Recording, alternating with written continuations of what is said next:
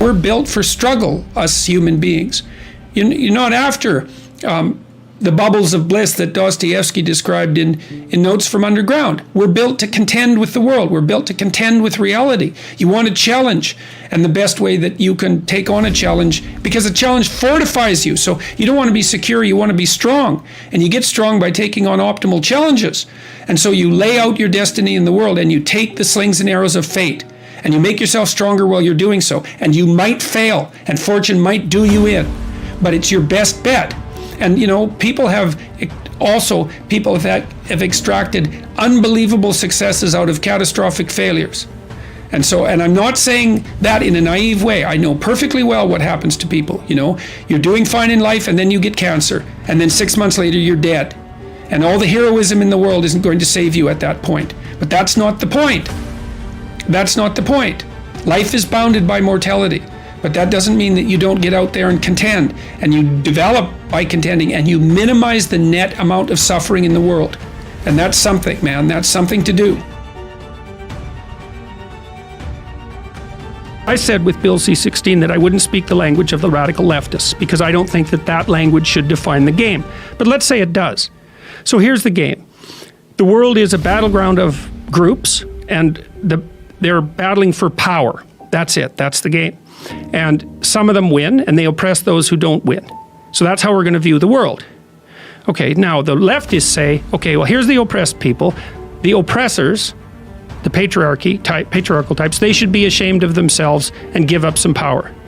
And the right-wingers, the radical right-wingers look at that and they say, oh, I see, so the game is ethnic identity, is it? It's identity politics. Okay, we're white males. We're not going to lose. That's the right-wing version of identity politics. It's like, screw you. If we're going to divide into groups, if we're going to divide into tribes, and I'm in my tribe, I'm not going to get all guilty and lose. I'm going to get all cruel and win. And that's like, then you think, well, there's people in the middle. They're kind of looking back and forth. Which side of the identity politics spectrum am I going to fall in? Do I want to go with, do I want to be driven primarily by compassion, and am I going to accept guilt for my historical privilege? So that's one possibility. And then I'm the oppressor, I'm the member of the oppressor group, or am I going to say, oh no, to hell with that, I'm just going to play to win? Well, then I'm going to go to the right. It's like, well, my sense is, how about we don't play either of those games?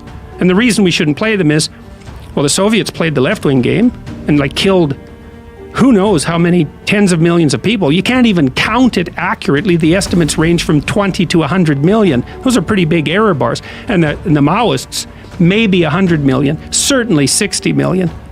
So, okay, that didn't work out so well. And then there's the Nazis, they played ethnic identity politics and racial superiority. It's like, what, do we want to play that game? See, what I've been trying to do, really what I've been trying to do for the last 30 years is say, look, there's heavy temptations to play those sorts of games. But that's not the only game in town. It's a much better game to play individual. It's like, get your act together. Well, I'm suggesting that people stay away from that resentfulness and bitterness, even though life is hard and there's malevolence in the world.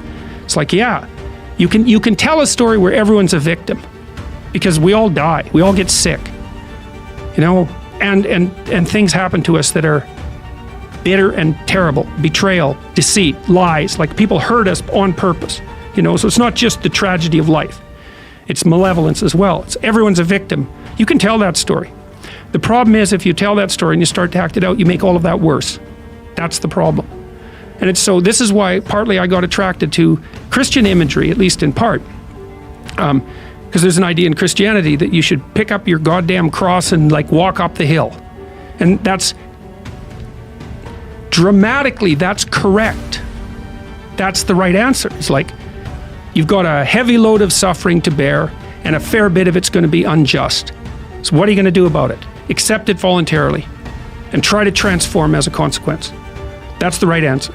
It's the right answer, because the rest of it is tribalism, and we're too technologically powerful to get all tribal again.